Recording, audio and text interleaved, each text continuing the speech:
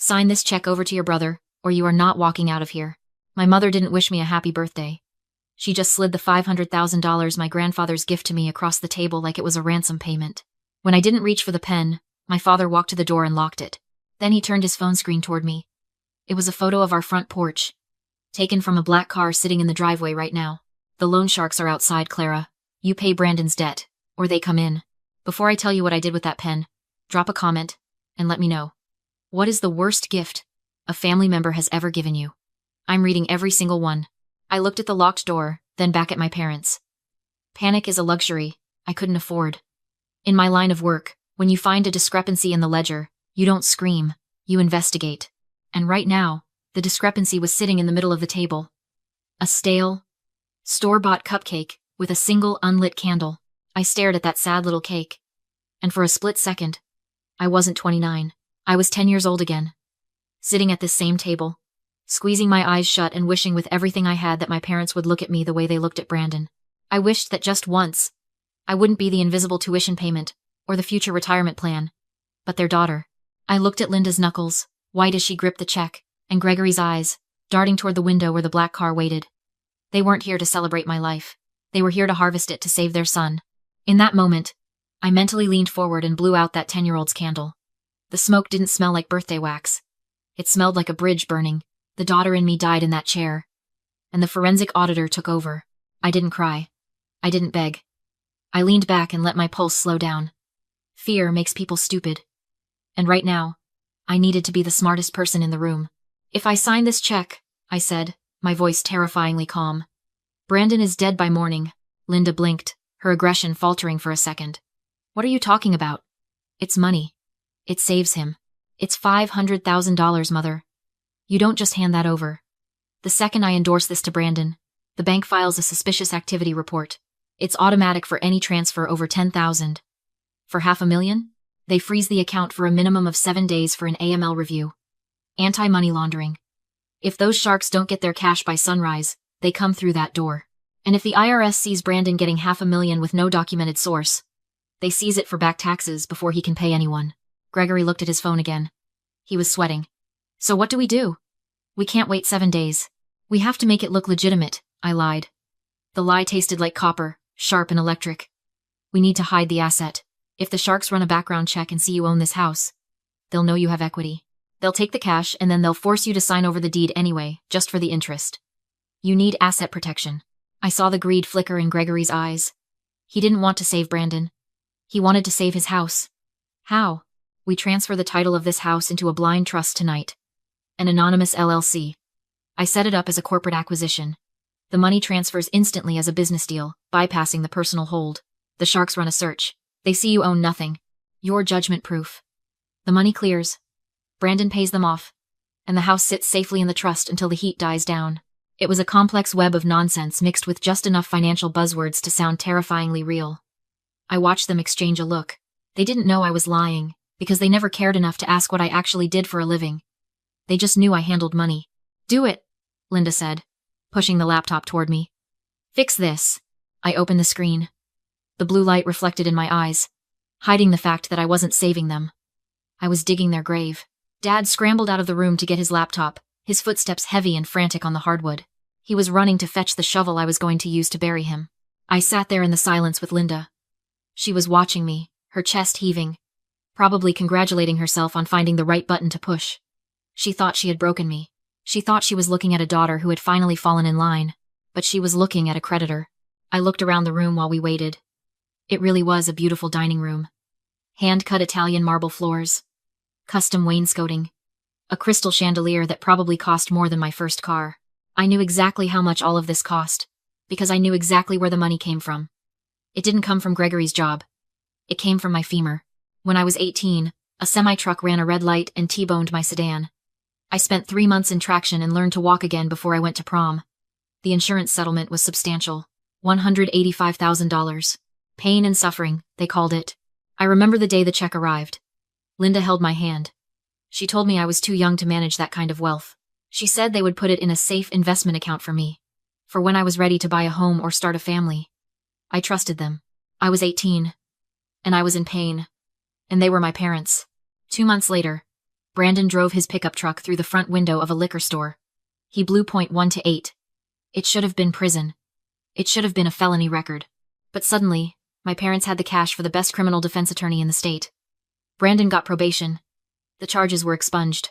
And when I asked about my investment account a year later, Linda told me the market had crashed.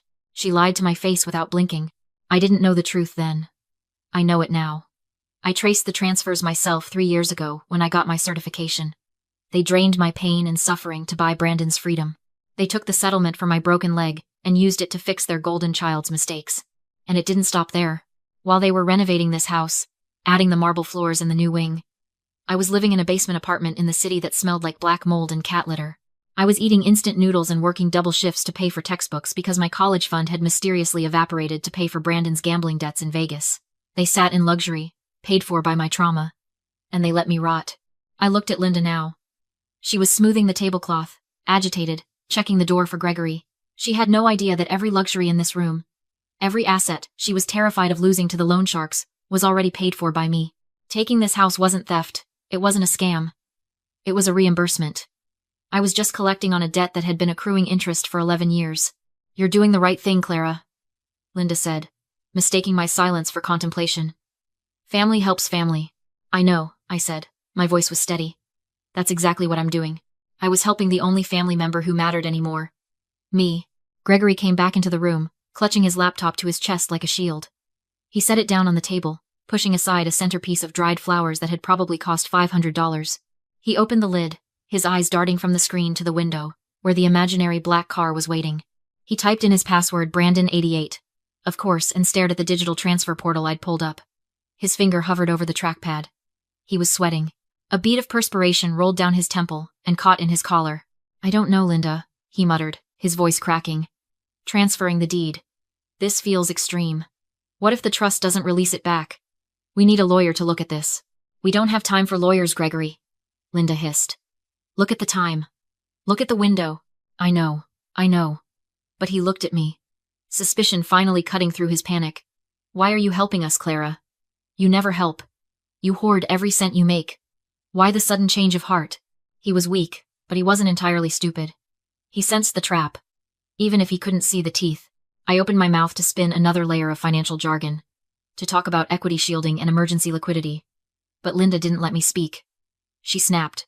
The facade of the concerned mother vanished, replaced by something feral. She lunged across the corner of the table and grabbed my wrist. Her nails dug into my skin, sharp and painful.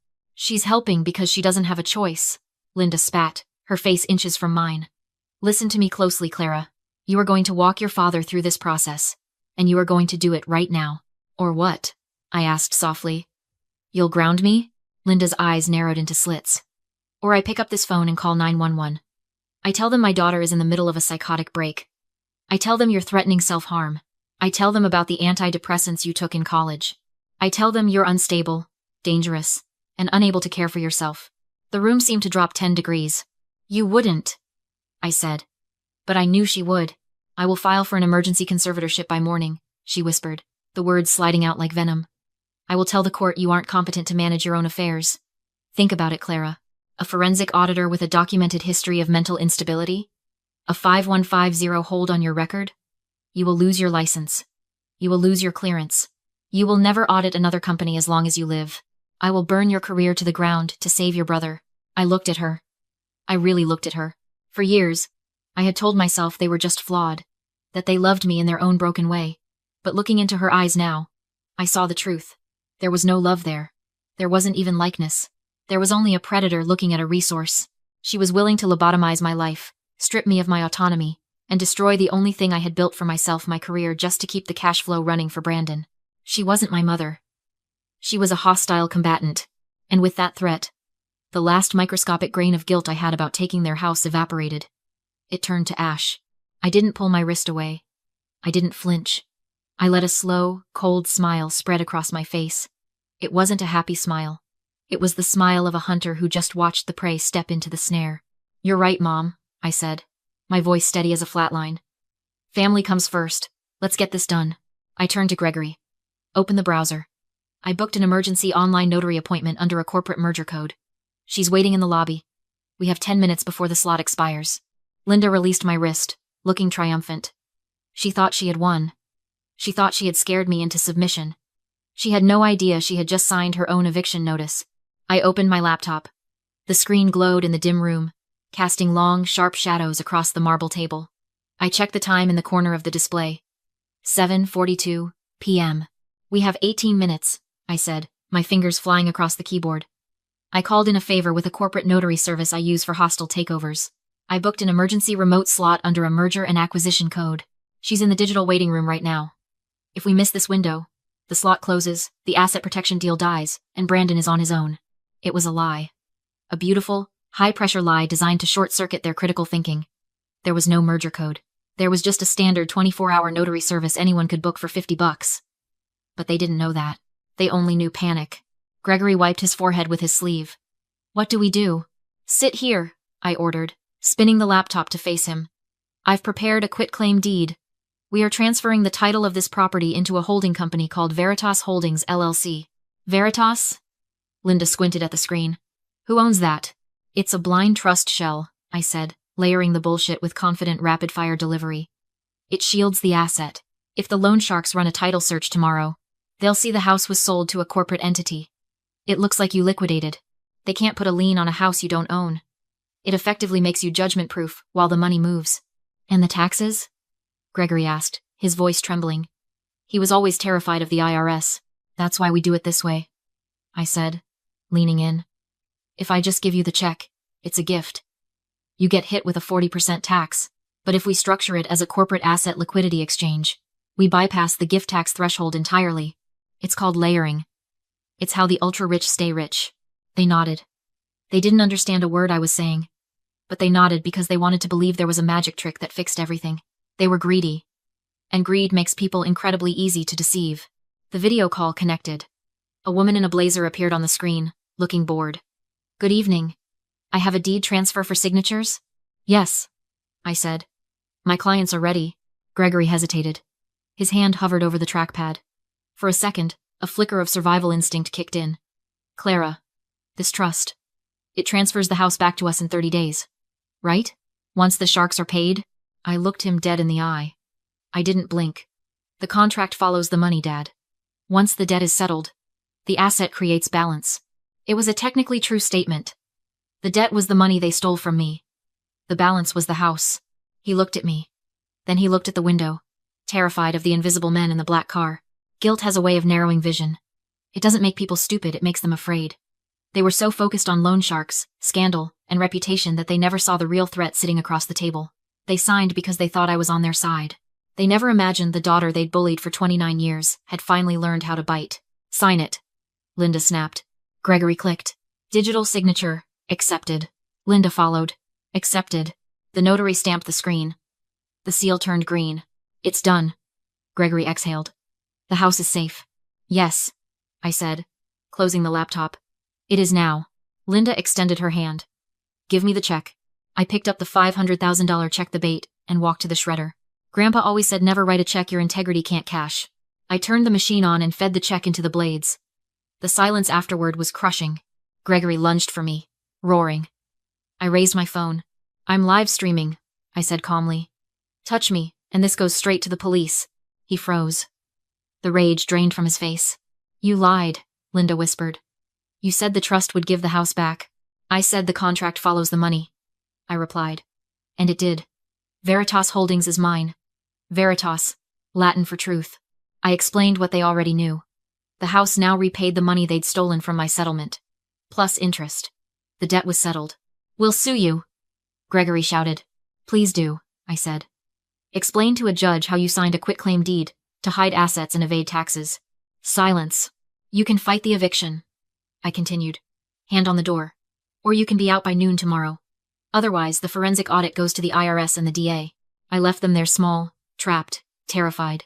At 2:14 a.m., my phone alerted me. Motion detected. Brandon was breaking into my old apartment with a tire iron, hunting cash that wasn't there. Smile, I said through the app. You're on the cloud. I sent him on a pointless task. He was still clawing at an empty vent when the police arrived. 30 days later, my parents live in a motel. The house is sold. The money is secure. Grandpa slid a new check across the desk. $500,000. For your own firm. This time. My hand didn't shake. I burned the bridge so the demons couldn't follow.